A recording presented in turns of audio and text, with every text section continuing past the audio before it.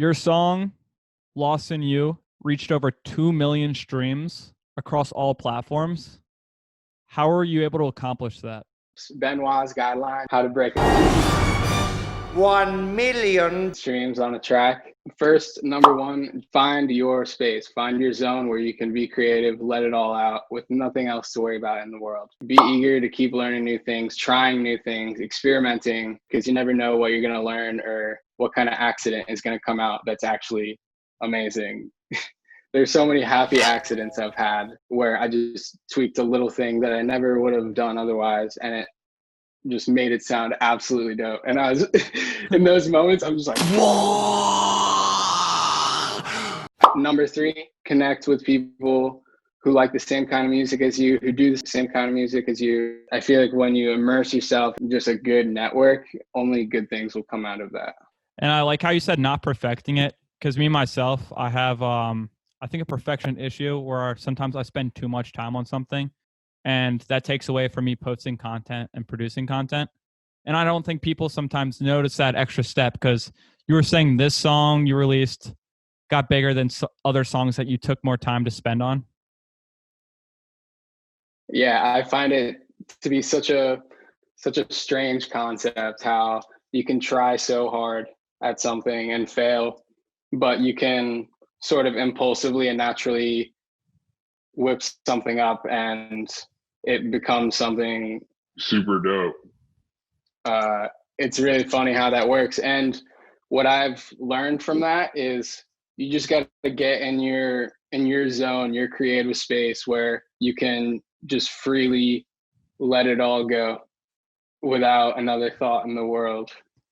When do you know it's time to kind of like give up and say like, all right, I finished this product, like I'm done with it, like I've done my best and I accept that? Yeah, it's really hard to accept that final product for some people. It's really hard, and I experience it all the time. But for me, it's to the point where there's nothing inherently missing in it. All the transitions are there and everything, and the mix and the master is there. If all those things are there, then it's done. Especially if I show it to people and show it to average listeners and they're like, this is fine, I have no idea what you're talking about. Then I'm like, okay, that helps me get to that point. Because sometimes I'll be really tweaking about something in a mix that is really bothering me, but to anyone else, they wouldn't hear it if they listened to it 10 times. That's just something I guess you learn over time. And I think that's something I'm learning too, because might be just a transition where I screw up on, but no one else will ever notice that. I think it's just like your creative self, just holding a standard for yourself. And would you be able to mention kind of how to get into these playlists? Not that you know how, but how you found yourself in playlists like Tiki Torch or New Music Friday and some of the cool stuff on Spotify?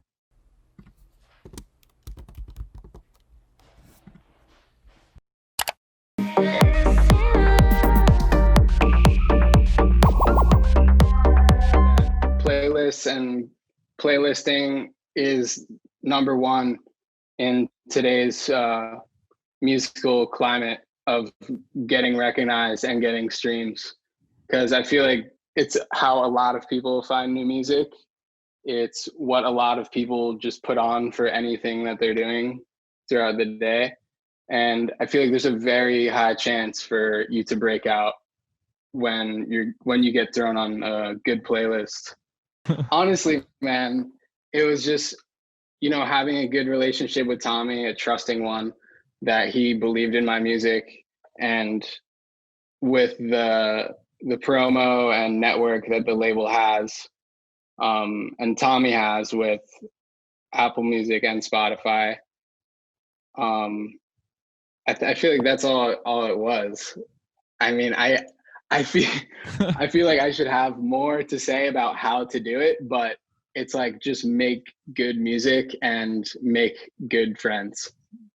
Yeah, so I think that's the equation. Okay, good music, following the trends, and sometimes it's tough because don't follow the trends. Don't follow differentiate. I like that, because a lot of the things that is bad. a lot of things I'm learning on Reddit, and especially like how to get big on YouTube, is like follow the trends but differentiate yourself. I think it's important to stay up to date, but like you're saying, like add your own twist on your sense of humor, edits, or photography, music, whatever you do. Because I was gonna say, with this track, I found myself just totally doing whatever I wanted to do. I didn't have a thought in the world about any other song that I wanted it to be like, or anything. There was none of that. It was just, I sat down and I said, I'm gonna make a song right now because I'm just like feeling nice and chill. It was a Sunday, just lit up some incense. I'm home alone. Just like, let's just like make something. Let's make and that was it. I wasn't like, I'm trying to do this, I'm trying to do that. I just sat down and just let it go. Okay. And can we go back to that point we were talking about earlier? Because I think a lot of people focus on perfection too much. And I just want you to teach me too. What amount of time did you spend on this track versus other tracks you released that, and this one did tremendously better? I would say I spent overall about a month on it. Okay. And part of that was just tweaking the mix and master and everything. But the whole song was pretty much laid out in about a week or two. It's crazy. From start to finish. And then I think an important part of the process is stepping away for a little bit to, just get some air, literally and figuratively. And then coming back and making those changes that you wouldn't have otherwise heard a week before that. Yeah, sometimes I finish a project and I want to post it right away. But if you take the night or even a couple hours and come back, you're like, oh shit, like I think this would be really good here instead. And sometimes you just have to give yourself that space. What advice would you have for emerging artists that are just starting to post and maybe giving up hope or maybe seeing a little light of success? And could you share anything? Just keep going. Keep going. Everyone has their own inspirations and motivations for what they do, why they do it, why they create. Just remember where you started and remember why you do what you do. Just stay connected with that. And I think, if you really love it, hold on. And an interesting stat about this is I was watching a YouTube video earlier on like how to grow on YouTube. And for someone that's around 10,000 to 50,000 subscribers, it can take you up to 478 videos to be released before you get to that point. Sometimes people make 10 songs or 10 videos and they're like, oh, why am I not there yet? It's like, it literally takes an immense amount of effort, and half of it's just a learning curve of you getting better at like your actual skill. Like it takes time to learn that skill.